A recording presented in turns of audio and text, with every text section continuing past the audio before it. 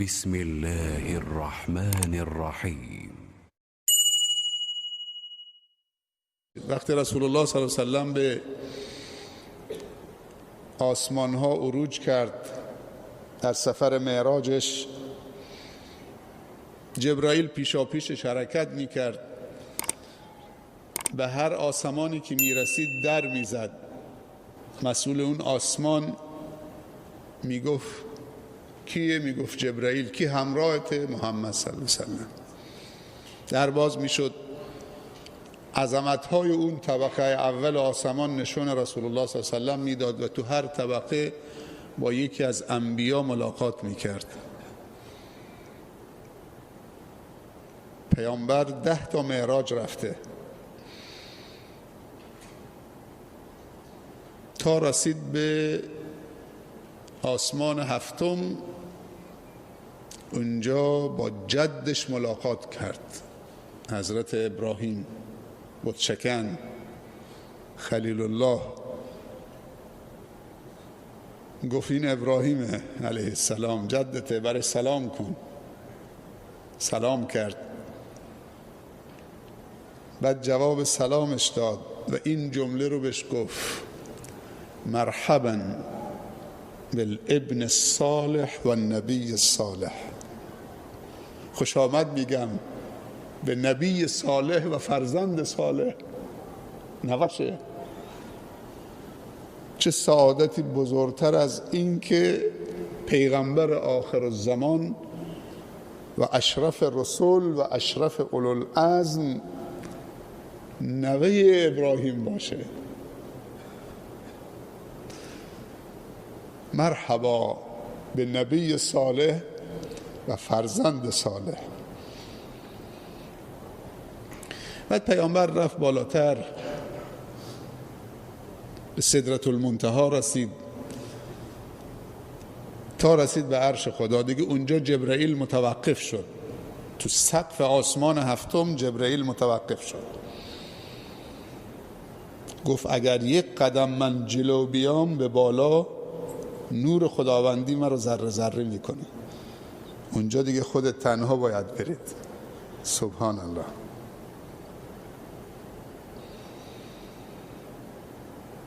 ولی موقع برگشتن دوباره یه سری به من بزن.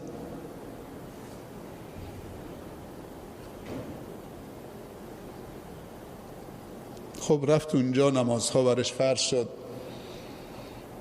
موقع برگشتن گفت میرید؟ گفت بله. گفت سلام امت تو برسون.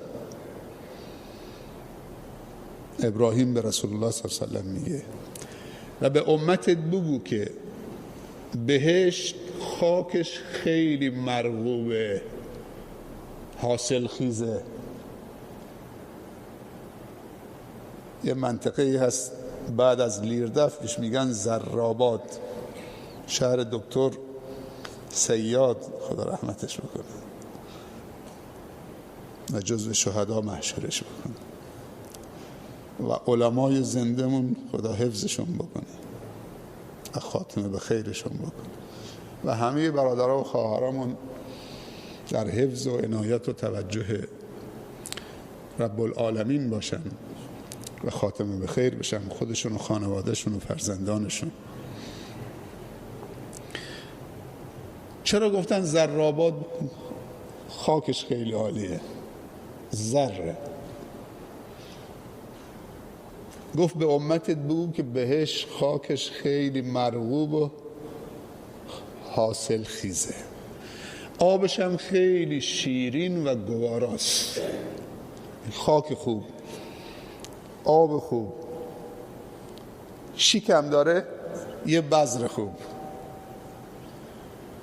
کشت بهشتم 4 چیزه: سبحان الله توحید خدا، و الحمدلله تحمید خدا، و لا اله الا الله توحید خدا، و الله اکبر تعظیم خدا. یعنی تو یک بار بگی سبحان الله، یک بذری در بهشت اونجا کاشتی. یک درختی که شاید چند سال بخوای با اسب تازی زیرش بدوید، باغ تو اونجا توسعه بده، خاک در اختیارته، آبم در اختیارته، بذرش دست خودته. یه وقتی 1000 متر زمین میخریم تو ایسینی، تو تازیونی، تو پاتلی، تو سرخونی، میخوای 10 بوته درخت بکاری جونت بالا میاد. اونجا دیگه آفت نداره، سم نمیخواد بزنید. کشت بهش چیه؟ این بذرا دست توست. چند ثانیه زمان برد؟ 12 ثانیه زمان برد این 4 تا درخت بکارید تو. سبحان الله والحمد لله ولا اله الا الله والله اکبر. حالا اون دنبالش چیه؟ ولا حول ولا قوة الا بالله. این دنبالش پیامبر صلی الله علیه و سلم فرمودن لا حول ولا قوة الا بالله کنز من کنوز الجنه. سبحان الله. یعنی هر کسی این جمله رو بگه بر گنجی از گنجینه های بهشت قرار میگیره.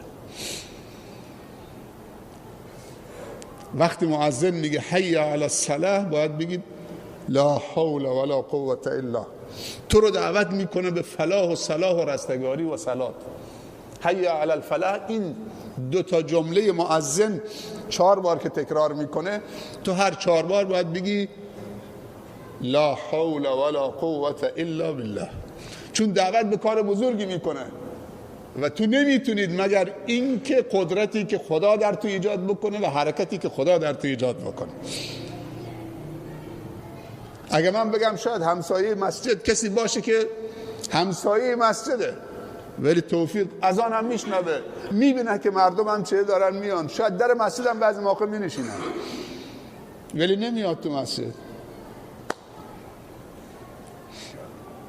این که چیزی نیست. شما میدونید که تو مکه، تو شهر مکه که مسجد الحرام هست و تو شهر مدینه که مسجد النبی هست، کسانی هستن که اونجا زندگی میکنن هنوز یک بار یک نماز تو مسجد الحرام نخوندن. اهل مکه هستن، تا چه برسه که حج و عمره برن. من 9 سال اونجا بودم. لطف خدا بود، فضل خدا بود، خدمتی که شیخ زیایی به من کرد.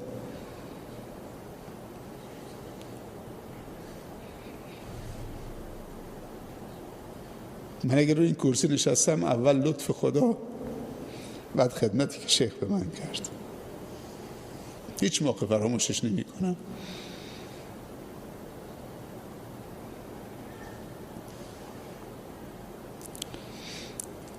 این لا حول، حول یعنی حرکت. خدایا هیچ حرکتی در من نیست مگر حرکتی که تو در من ایجاد بکنی به طرف کارهای خوب. ولا قوت، و هیچ قدرتی نیست که منو حرکت بده مگر قدرتی که تو باشه. تو منو به حرکت بده به طرف کارهای خوب. من خواهانم، اما تو در من قدرت ایجاد بکن، تو در من حرکت ایجاد بکن. پیامبر میگه لا حول ولا قوة الا بالله کنز من کنوز الجنه، گنجینی از گنجینه های بهشته. به این جملات، به این کلمات، به این اذکار توجه بکنیم. زندگیمون متحول میکنه. با اینا زندگی بکنیم. بچه هامون عادت بدیم که با این کلمات و این جملات زندگی بکنن. تسبیح خدا، تحمید خدا، توحید خدا، تعظیم خدا. بهشت خاکش خیلی مرغوب و حاصل خیزه، آبش خیلی شیرین و گواراست، کشتش هم دست من و توست.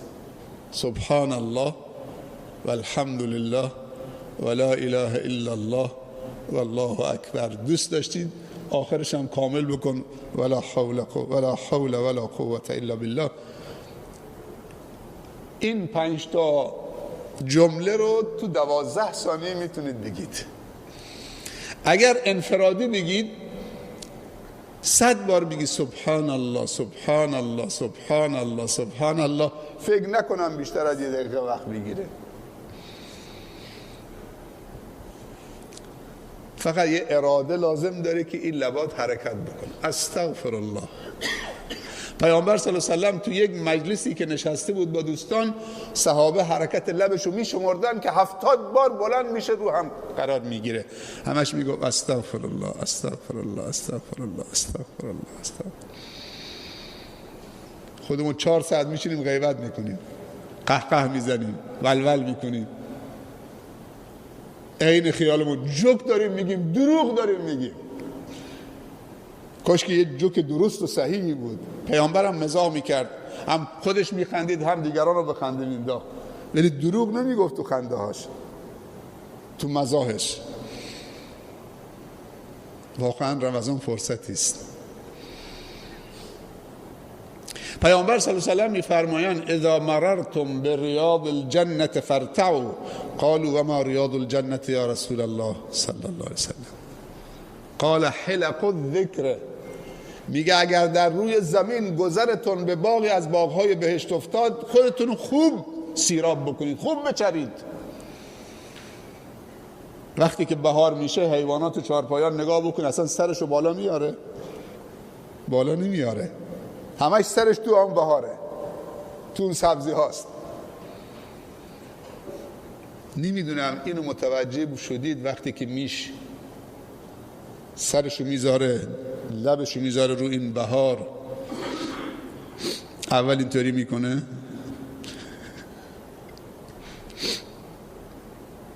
با این حسش، چون بعضی اون بوته ها سمیه نمیخوره. شیخ مسلمان ها مشروب هم میخورن، اینطوری نمی کنن. میش که میشه وقتی میخواد بهار بخوره، بعضی بوته ها سمیه، خیلی حواسش جمعه. مسلمان تیریاک هم میکشه. سبحان الله. انسان میگم کدومی که با شعوره، اون یا این؟ خداوند به انسان عقل داده، انسان با عقلش برتره، سایر مخلوقات موجودات با حواسشون برترن. گربه و سگ حس بویاییشون 1 میلیون برابر انسانه. جغد شاید در روز 60 کیلومتر میتونه ببینه.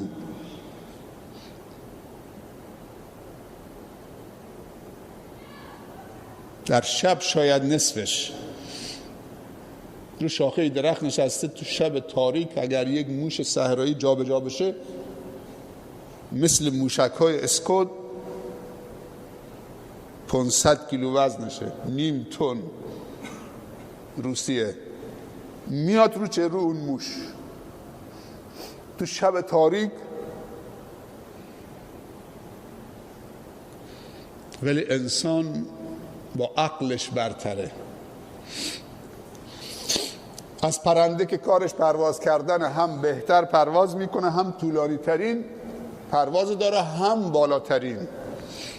پرندگان اگه 10,000 پا بالا برن منجمد میشن،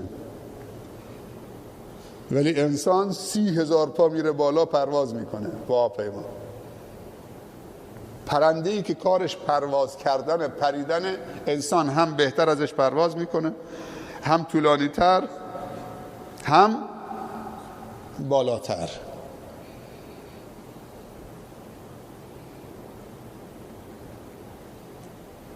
امروز درباره هواپیماهای غورپیکر نظامی آمریکا اخبارهای جهان تحلیل میکردن. این B-52 بمب افکنن، 13,000 کیلومتر پرواز میکنه بدونی که نیاز به سوخت داشته باشه. 13,000 کیلومتر B-52. انسان از ماهی که کار شنا کردن بهتر شنا میکنه.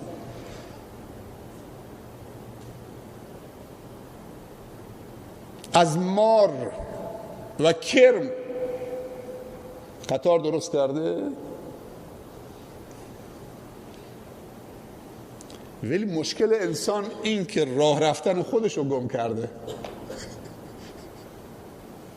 مشکلش اینه، از اونا که خیلی بهتر پرواز میکنه، بهتر شنا میکنه، بهتر راه رفتن خودش گم کرده. این انسان با اون عقلش.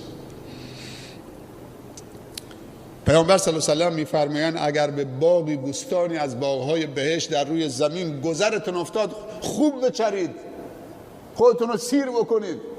گفتن یا رسول الله صلی الله علیه و سلم باغ بهشتی در روی زمین کجاست؟ گفت حلق الذکر، جایی که ذکر خدا و یاد خدا و عظمت و بزرگی خدا اونجا مطرح میشه.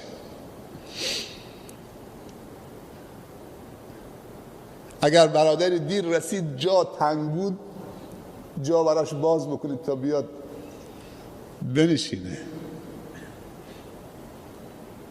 فرصتیه. این مسجد یعنی برای مردم این منطقه واقعا نعمتی است. میگم برای اولین باره بعد از میلیارد سال اینجا نبوده مسجد که. یعنی باور کو باید تو کوچه ها الان نماز بخونن همسایه ها، ولی همسایه ها اگه نیامدن برادران مهاجر میان، برادران بلوچمون میان، برادران کردمون میان. خانه خداست که. یعنی الان باید همسایه ها و بچه هاشون دیگه باید فرش تو کوچه بندازن، چون اینجا مسجد نبوده، تازگی داره براشون.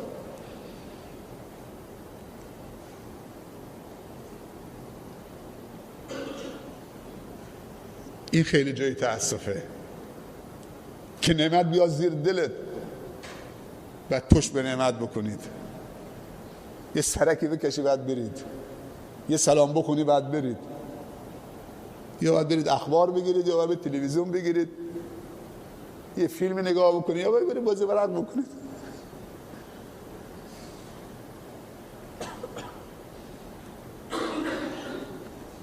من اون شبم گفتم این مادرمون که این زمین رو وقف کرده الان چه حال و هوایی تو اونجا داره. سبحان الله. اولین زنی که این زمین رو وقف کرد و این مسجد قشنگ درست شد، خدا بهشت فردوس نصیبش بکنه. اگه زمین نبود خب. دوم کسانی که پول دادن، میگم از 1000 تومن داشتیم تا 100 میلیون به بالا، همین بچهای خودمون، همین همسایه‌های مسجد الان چه حال و هوایی دارن،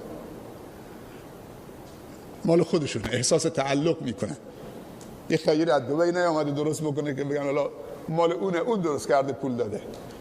من چرا اجازه نمیدم که این پروژه ها خیر از دبی بیاد، از بستک بیاد، از جاهای دیگه بیاد، همش جد خودش درست بکنه؟ این دست ما خالی میشه، دست ما، من و تو بار هیچ میشه. ولی وقتی میگیم مشارکت، اگه میخوادم 100 میلیون تا هر عزیزی، خواهری، برادری، پدری، مادری، فرزندی 1000 تومن هم میخواد بده، بتونه مشارکت بکنه، یعنی مانع خیر کردنش نشی. واقعا یه فرصتی است برای همه. اگر من میتونم اجازه بدم آقا یه نفر بیاد همش خودش درست بکنه، دست من تو باره هیچ میشه. اون جمع میکنه، جارو میکنه، همینطور میره جلو چشم ما. عزیزانی که درست کردن میدونم گاه وقتی میان یه سری میزنن نگاه میکنن چقدر لذت میبرن. مسجد پر، آباد، اون طرف این طرف. هنوز کارهاش تمام نشده، هنوز این پنجره ها نصب نشده. امروز حالا درا چه الحمدلله کارش تمام شد، نصب شده، هنوز دستگیره هاش مونده، رنگ بیرونش مونده، منارش مونده، قفسه ها اندازه گرفتن، اینجا همش قفسه برای قرآن، این طرف، اون پشت، طرف خواهرها. کم کم انشالله تا هفته آینده شنبه انشالله امیدواریم که این سری کارهای داخلیش هم انجام بشه.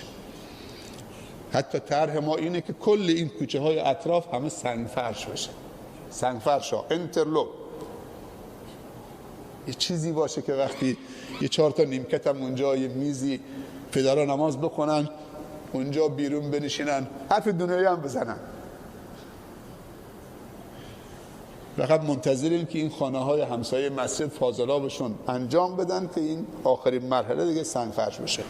این مناره نشد دیگه، بالاخره که کار ساختمانیه، یک مناره جدیدی که تو اون بالاش یک هلاله روشن میشه و اون نوک مناره مثل این انگشت اینطوریه، این انگشتش که به طرف دست است که به طرف آسمان درازه. این پیامش اینه.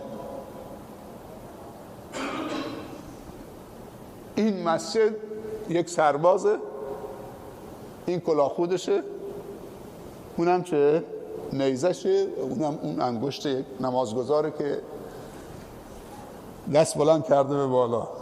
سبحان الله، همه چیز حساب شده. من از همه شما تشکر میکنم، از اون مادری که زمین داد، عزیزانی که همکاری کردن، مهندس شریفی که این نقشه زیبا رو طراحی کرد، آقای امیر نژاد محمد، آقای مهندس منصور برهان منصورزاده که اجرا کردن، صدیق که اینجا از روز اول همینجور این گزارش تو کمپین میگذاشت که خواهرها و برادرها کمک بکنن، عبدالسلام حتی یه تکه آهن به این کوچیکی جمع میکرد، شب ساعت 2:30 شب می آمدی بیدار بود. همسایه ماست حمید نژاد. آقای انصاری امشب تشریف آوردن، زحمت فرش بهش دادیم که بالاخره تو یک هفته این فرش آمد و بالاخره خیلی سخت بود، تو یک هفته سفارش بدید این فرش آمد به این قشنگی. بالاخره امشب هم خودش آمده داره لذت میبره. همه زحمت کشید. این همسایه ها که به مدت 2 سال شربت، آب خنک، چایی برای کارگرها و یک کار جمعی بود، یک کار زیبایی بود که همه به نمایش گذاشتن. الان هم همه دارن لذتش میبرن. این کولر اگر روشن نیست چون برقش وصل نشده، این یه سفاز موقته. ما اگه بخوام اینو روشن بکنیم یه سفاز موقتی از یه جایی باید خونه امام اونجا قسمت خواهرها قسمت برادر با یه سفاز، در شکل 3-4 تا سفاز میخواد. اگه احساس گرما تو نماز عشا میکردید به خاطر این کولر، وگرنه این 2 تا کولر 60,000 و 2 تا 30,000 اسپلیت اینجا باید یخ بزنه. مسجدم پر باشه چه؟ خیلی دوستتون دارم، عزیزید برام. موفقیتتون، سربلندیتون میخوام، خودتون، بچه هاتون. تشکر میکنم از این عزیزانی که پذیرفتن با وجودی که امتحاناتشون شروع شده، از این 4 بزرگواری که اینجا هستن برای ما نماز میخونن، با وجود که امتحان هم دارن، با این تلاوت زیبا ما رو بر مائده و سفره خداوندی مهمان میکنن، دعوت میکنن. پیامبر صلی الله علیه و سلم فرمودن القرآن مأدبة الله علی الارض، قرآن سفره مهمانی خداوند در روی زمینه. سبحان الله. کسی اگر سر این سفره‌ای که خدا پهن کرده، سفره مهمانی، میزبانم الله، سر این سفره ننشینه، خیلی انسان محرومیه. القرآن مأدبه یعنی مهمانی، الله داره مهمانی میده. خیلی وقتا یه افرادی مهمانی میدن، میگیم اگه نری زشته، یا دعوتنامه برام میفرستن، با وجودی که میدونیم اونجا معصیت هم هست، بزن و بکوب و مشروب و رقص و فلان و بیبندوباری و چشترانی، میریم میگیم زشته، بهش بر میخوره، دعوتنامه فرستاده، ولی سر سفره مهمانی خدا نمیه.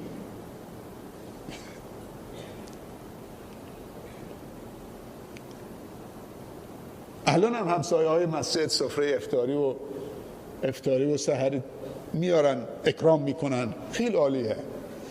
من قول دادم که انشالله یه روز کل همسایه های مسجد انشالله نماز عصر، از عصر بیام اینجا یه حلقه بزرگ قرآن انشالله، تا مغرب همینجا یه افطاری ساده همه با هم. ولی این هفته که نشد، ولی انشالله تو همین چند روز آینده یه سفره 2 تا سفره داریم. یکی سفره صدقه است، یکی سفره اکرام و محبته. یه سفره صدقه است که آدم برای فقرا میندازه، یه سفره محبته که برای دوستانش میندازه. این سفره اکرام و محبته. همدیگه رو اکرام بکنیم، همدیگه رو سیراب بکنیم از محبت، به همدیگه عشق بورزیم، مهرورزی بکنیم، همدیگه رو دوست بداریم، برای همدیگه دعا بکنیم. اگر یه وقتی چیزی هم به همدیگه گفتیم، همدیگه رو حلال بکنیم. انسان خب بالاخره یه چیزی هم میگه. جزاکم الله خیرا. نیمای عزیزمونم از خواجه تا آمدن 20 سال پیش، 25 سال پیششون شاگرد من بودن. از خواجه تا می آمد با برادرش مکتب خونه مسجد حاج یوسف. من بعد 25 سالشون تو عروسی حاج علی خراسی دیدم، عروسی پسرش. گفتم شما؟ گفت من نیما هستم. نیما دورخیش. دیگه شیخ هر جایی میخوای صحبت کنی زنگ بزنی من بیام آنلاین لایو. الان این جلسه خودمون کل دنیا داره پخش میشه، همه دارن میشنون میبینن. انشالله تو شب‌های آینده هم سعی میکنیم دوباره یه تنوع ایجاد بکنیم. یه شب ستار بیاد اینجا، آقای اردلانی، شیخ اردلانی بره اونجا مسجد حاج یوسف، یه شب ماجد بیاد. این جابجایی ها، این تنوع، صداهای زیبا، تلاوت زیبا، محبت ها، آبادی این مسجد با همسایه هاست دیگه با شماست. نعمت بر شما تموم شده، عذر از شما گرفته شده. مسجد جامع خیلی دوره، نمیتونید، حق هم داشتید. مسجد حاج توفیق خیلی دوره، مسجد حسن دوره، حالا که زیر دلته. اینجا پارک خداوندیه. دست بچت بگیر، دست خانمت بگیر، اون از اون در بیاد، خودت هم از این در. انشالله جا کفشی هم تا چند روز دیگه آماده میشه. این بغل که این دمپایی ها هم برای خواهر هم برای برادر. التماس دعای خیر از همتون دارم، از حوصلتون تشکر میکنم. آرزوهای خوبی که تو دلتونه برای خودتون، برای خانوادهتون، برای بچه‌هاتون خدا برآورده بکنه. هر چیز خوبی که تو دلتونه آرزوهای خوب بکنید. هدایت برای بچه‌هاتون، برای خودتون، خیر دنیا و آخرت. ربنا آتنا فی الدنیا حسنه و فی الاخره حسنه و قنا عذاب النار. دارو اینطوری بکنید خدایا اون چیزی که صلاح دین و دنیا و آخرت ما و خانواده ما و فرزندان و دوستان ماست برای ما بده. اون چیزی که صلاح دین و دنیا و آخرت مانه. این دعاهای کامله، دعاهای خیلی خوبیه تو این شبها، تو این روزها. ممنون از حوصلتون.